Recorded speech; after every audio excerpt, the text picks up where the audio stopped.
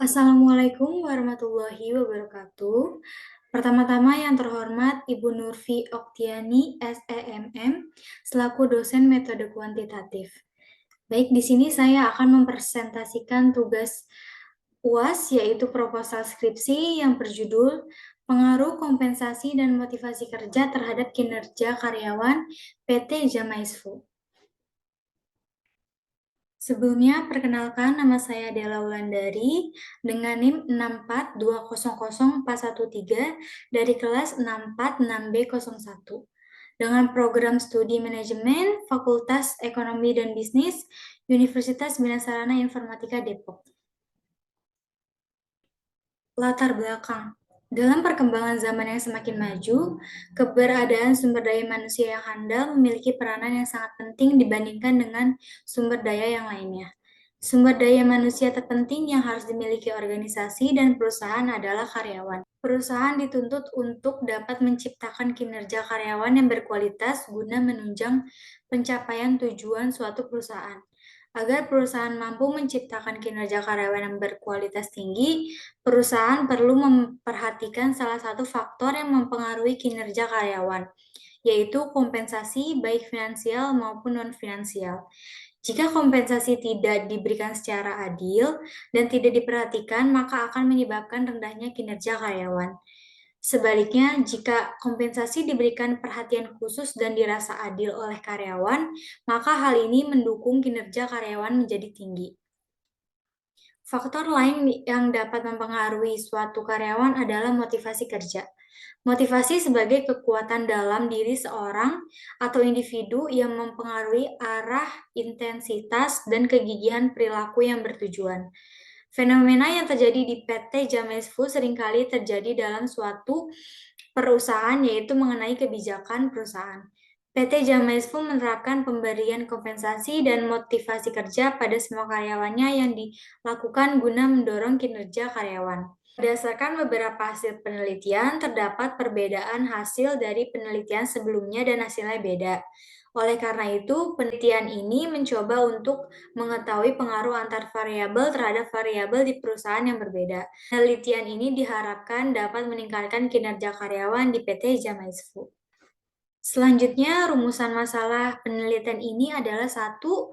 Apakah terdapat pengaruh antar kompensasi terhadap kinerja karyawan pada PT Jamais Food? Kedua, apakah terdapat pengaruh antara motivasi terhadap kinerja karyawan pada PT Jamais Food? Yang ketiga, apakah terdapat pengaruh antara kompensasi dan motivasi kerja terhadap kinerja karyawan pada PT Jamais Food? Selanjutnya, tujuan penelitian ini adalah untuk mengetahui pengaruh antara kompensasi terhadap kinerja karyawan pada PT Jamais Food. Untuk mengetahui pengaruh antara motivasi terhadap kinerja karyawan pada PT Jamais Food. Dan yang terakhir, untuk mengetahui pengaruh antara kompensasi dan motivasi terhadap kinerja karyawan pada PT Jamais Food. Selanjutnya yaitu adalah deskripsi konseptual. Yang pertama ada kompensasi. Kompensasi adalah apa yang diterima pekerja sebagai imbalan atas apa yang diberikan, baik upah per jam atau upah per periodik, yang dirancang dan dikelola oleh Departemen Personalia. Menurut William B. Werther dan Kate Davis dalam Hasmanan. Selanjutnya, motivasi. Motivasi mengacu pada keadaan yang mendorong atau menuntut seseorang untuk melakukan suatu tindakan atau aktivitas yang berlangsung sadar, serta suatu kekuatan yang menjiwai dan mengendalikan tingkah laku manusia. Menurut Kreitner dan Kinnicki dalam Juliansyah. Yang terakhir ada kinerja. Menurut Colquitt di Kashmir, kinerja adalah nilai sekumpulan perilaku karyawan mempromosikan baik secara positif atau negatif terhadap pencapaian tujuan organisasi. Selanjutnya yaitu adalah penelitian relevan, yaitu penelitian yang sudah ada sebelumnya. Yang pertama ada pengaruh kompensasi dan motivasi kerja terhadap kinerja karyawan pada primer koperasi karyawan Krakatau Steel. Selanjutnya ada pengaruh kompensasi dan motivasi kerja terhadap kinerja karyawan. Studi kasus di PT Lautan Otsuka chemical. Dan yang terakhir ada pengaruh kompensasi dan motivasi kerja terhadap kinerja karyawan PT Sumber Terang Agro Lestari di Teluk Tenggulang, Kecamatan Tungkalir, Kabupaten Banyuasin, Sumatera Selatan. Selanjutnya yaitu adalah kerangka berpikir. Dalam penelitian ini, kerangka pertama yaitu ingin mengetahui pengaruh kompensasi terhadap kinerja karyawan. Untuk kerangka berpikir kedua, ingin mengetahui pengaruh motivasi kerja terhadap kinerja karyawan. Yang terakhir adalah kerangka berpikir ketiga adalah ingin mengetahui pengaruh kompensasi dan motivasi kerja terhadap kinerja karyawan. Selanjutnya yaitu adalah hipotesis penelitian. Dari kerangka berpikir sebelumnya dapat kita ambil hipotesis 1 yaitu HO tidak terdapat pengaruh dan hubungan antara kompensasi dan kinerja karyawan. Untuk H1 terdapat pengaruh dan hubungan antara kompensasi dan kinerja karyawan. Hipotesis 2 yaitu HO tidak terdapat pengaruh dan hubungan antara motivasi kerja dan kinerja karyawan. H1 yaitu terdapat pengaruh dan hubungan antara motivasi kerja dan kinerja karyawan.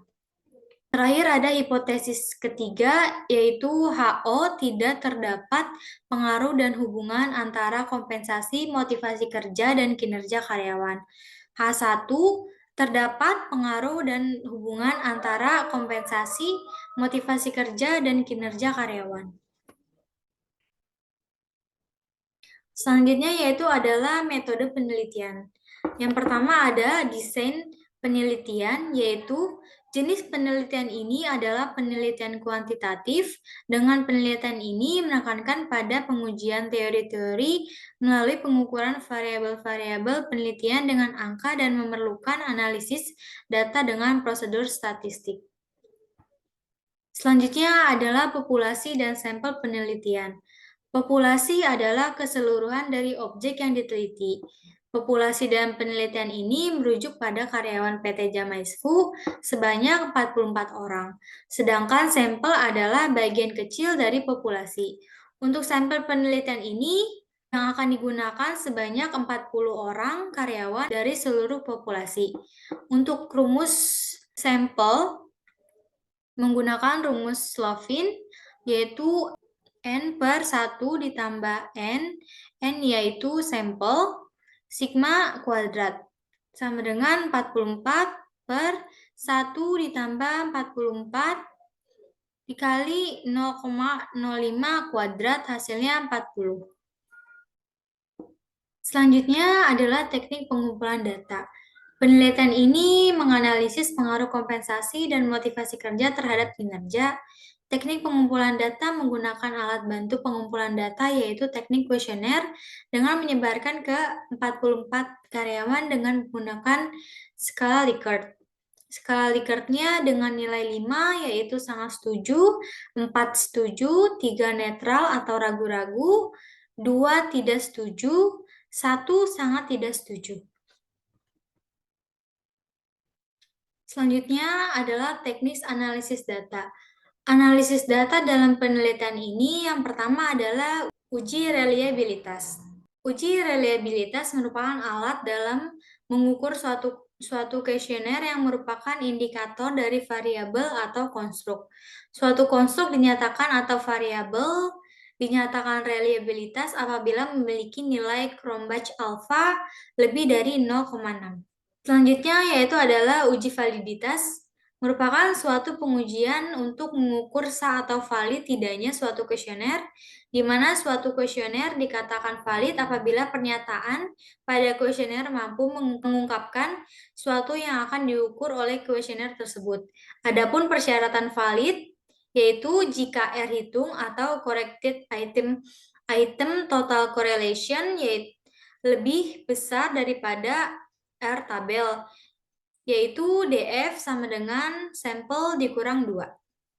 Selanjutnya yaitu uji asumsi. Uji asumsi ini terdiri dari Uji multikolonialitas bertujuan untuk menguji apakah model regresi ditemukan adanya kolerasi antar variabel bebas independen.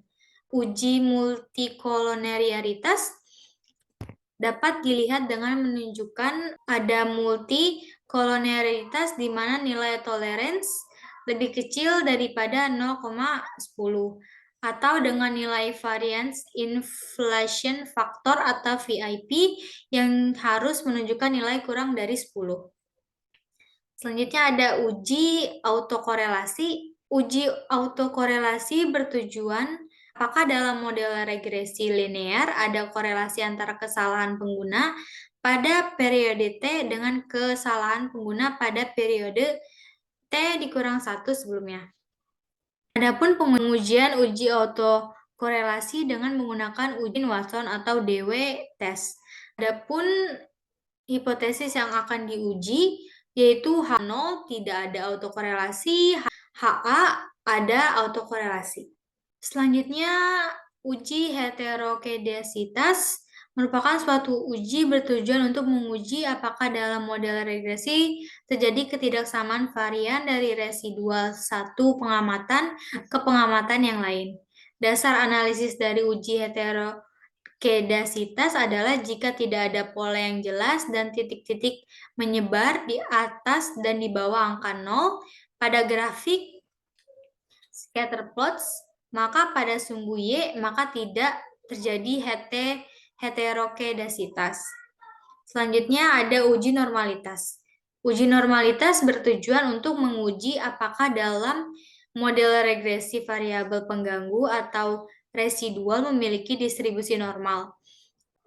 Adapun pengujian normalitas dapat menggunakan uji statistik non-parametrik Kolmogorov atau Smirnov KS, mana dapat dilakukan dengan membuat hipotesis. Data residual berdistribusi normal ketika besar nilai Kolmogorov atau tes statistik besar dari 0,005 dan nilai sigma-tail kecil dari 0,005. Yang terakhir ada uji linearitas. Uji ini digunakan untuk melihat apakah spesifikasi model yang digunakan sudah benar atau tidak. Apakah fungsi yang digunakan suatu studi empiris sebaiknya berbentuk linear kuadrat atau kubik. Dengan uji linearitas akan diperoleh informasi apakah model empiris sebaiknya linear kuadrat atau kubik. Yang keempat adalah koefisien determinasi. Koefisien determinasi bertujuan untuk mengetahui seberapa jauh kemampuan model dalam menerangkan variasi variabel dependen. Selanjutnya yaitu koefisien korelasi digunakan untuk mengetahui arah hubungan antara dua variabel atau lebih. Yang terakhir ada regresi. Teknik analisis data yang digunakan dalam penelitian ini adalah analisis regresi linear berganda. Analisis regresi berganda digunakan untuk mencari pemecahan masalah penelitian. Alat software yang digunakan untuk mengolah data adalah SPSS. Selanjutnya yaitu adalah hasil penelitian. Yang pertama ada uji reliabilitas. Suatu konstruk dinyatakan atau variabel dinyatakan reliable apabila memiliki nilai Cronbach alpha kurang dari 0,6. Dalam tabel tersebut, variabel kompensasi, motivasi kerja, dan kinerja yaitu bernilai reliable karena lebih dari 0,6. Untuk kompensasi, nilai Cronbach alpha-nya 0,883, motivasi kerja 0,825, untuk kinerja 0,860. Selanjutnya yaitu adalah uji validitas. Persyaratan valid jika R hitung, corrected item, total correlation lebih besar daripada R tabel, yaitu DF sama dengan sampel dikurang 2. Untuk R table dalam penelitian ini sebesar 0,320, yaitu berasal dari DF sama dengan 40, dikurang 2 sama dengan 38,5. Yaitu bisa kita lihat dari tabel product moment. Untuk validitas variabel kompensasi, terdapat 10 indikator. Dinyatakan valid karena R hitung lebih besar daripada R table. Dan hanya satu indikator yang tidak dinyatakan valid karena R hitung lebih kecil daripada R table. Selanjutnya yaitu adalah validitas motivasi kerja atau X2. Dapat 10 indikator yang dinyatakan valid karena R hitung lebih besar daripada R tabel. Dan hanya satu indikator yang tidak dinyatakan tidak valid karena R hitung lebih kecil daripada R table. Yang terakhir adalah validitas kinerja atau Y. Untuk variabel kinerja terdapat 10 indikator, yaitu dinyatakan valid semua karena R hitung lebih besar daripada R tabel. Selanjutnya yaitu uji asumsi. Yang pertama ada uji multikolinearitas. Berdasarkan hasil tabel koefisien, menunjukkan tidak ada variabel independen yang memiliki nilai tolerance kurang dari 0,10. Serta berdasarkan hasil nilai VIP di atas menunjukkan nilai kurang dari 10 yaitu 3,821. Jadi dapat disimpulkan bahwa tidak ada multikolinearitas antar variabel independen dalam model regresi. Selanjutnya adalah uji autokorelasi. Untuk uji autokorelasi didapatkan nilai Durbin-Watson yaitu 1,916 dan dapat diperoleh nilai DU yaitu 40,2,5% sama dengan 1,600. Jika dianalogikan pada rumus, 1,6000 lebih kecil daripada 1,916 lebih kecil daripada 4 dikurang 1,0000 sama dengan 1,600 lebih kecil daripada 1,916 lebih kecil daripada 2,4. Maka dari hasil persyaratan uji autokorelasi dapat dinyatakan dan dapat disimpulkan bahwa tidak dapat menolak H0, berarti tidak adanya autokorelasi. Selanjutnya yaitu adalah uji heterokedisitas. Di sini terdapat grafik scatter plot kompensasi terhadap kinerja dan grafik scatter plot motivasi terhadap kinerja. Pada grafik scatter plot dapat dilihat bahwa titik-titik menyebar secara acak serta tersebar baik di atas maupun di bawah angka 0 pada sumbu Y, maka sesuai dengan dasar analisis dapat dinyatakan bahwa tidak terjadi heterokedasitas pada model regresi sehingga model regresi layak dipakai untuk memprediksi kinerja dengan variabel kompensasi dan motivasi kerja. Selanjutnya adalah uji normalitas. Berdasarkan output one sample Kolmogorov atau Smirnov dapat dijelaskan bahwa nilai tes statistik sebesar 0,080 atau dapat dinyatakan bahwa nilai ini lebih besar dari 0,005. Sedangkan nilai seek to tell lebih besar dari 0,05 atau bernilai 0,200. Berdasarkan hasil tersebut dapat dinyatakan bahwa menerima H0 atau data residual berdistribusi normal. Selanjutnya terdapat grafik histogram. Dari grafik di samping dapat disimpulkan bahwa data menyebar di sekitar garis diagonal dan mengikuti arah garis diagonal atau garis histogramnya menunjukkan pola distribusi normal, maka model regresinya memenuhi asumsi normalitas. Selanjutnya yaitu adalah uji linearitas. Dari tabel model Sumeri dapat diperoleh di mana besar R square yaitu 0,550. Selanjutnya C2 hitung sama dengan R square kali sampel sama dengan 0,550 dikali 40 sama dengan 22.000. Dan nilai C2 table sama dengan N dikurang K dikurang 1, 5%. Sama dengan 40 dikurang 3 dikurang 1 sama dengan 36,5. Jika melihat tabel critical values of chi-squares, maka didapatkan nilai C2 tabel yaitu 55,76. Dari hasil tersebut dapat disimpulkan bahwa nilai C2 hitung lebih kecil dari C2 tabel, atau 22.000 lebih kecil daripada 55,76. Adapun syarat dalam uji ini adalah jika C2 hitung lebih kecil dari C2 tabel, maka hipotesis yang menyatakan model linear diterima. Selanjutnya yaitu adalah koefisien determinasi. Dari tabel model summary di atas dapat disimpulkan bahwa terdapat pengaruh antara kompensasi X1 motivasi kerja X2 terhadap kinerja Y, di mana dapat pengaruh yang dibuktikan dengan nilai sig F change sama dengan 0,00 atau lebih kecil daripada 0,005, maka dapat dinyatakan H1 diterima.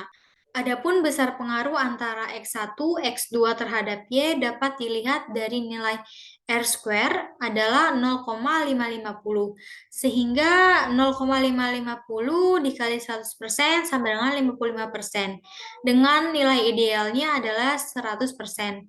Dapat disimpulkan bahwa sisa nilainya adalah 45%, dipengaruhi dari faktor lainnya seperti pemimpin perusahaan, jenjang karir, lingkungan kerja, dan kemampuan individual.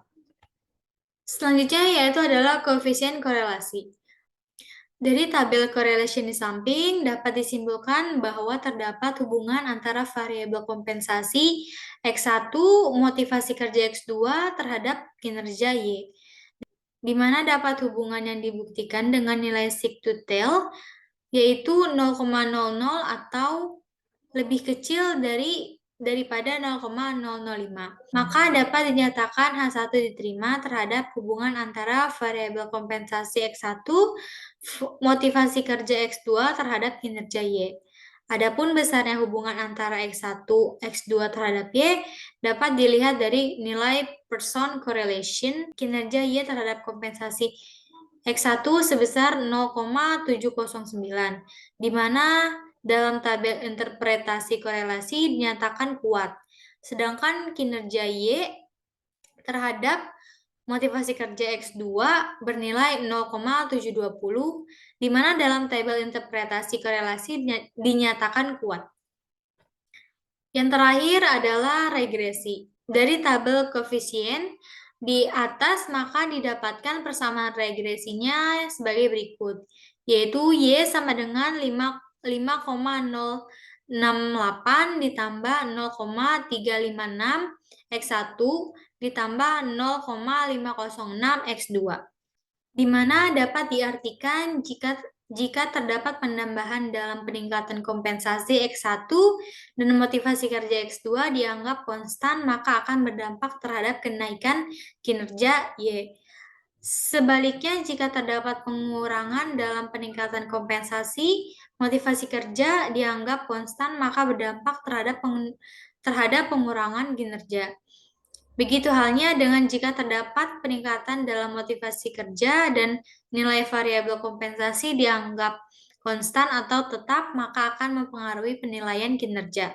Jika sebaliknya, jika terdapat pengurangan dalam motivasi kerja dan nilai variabel kompensasi dianggap konstan atau tetap, maka akan mempengaruhi penurunan kinerja.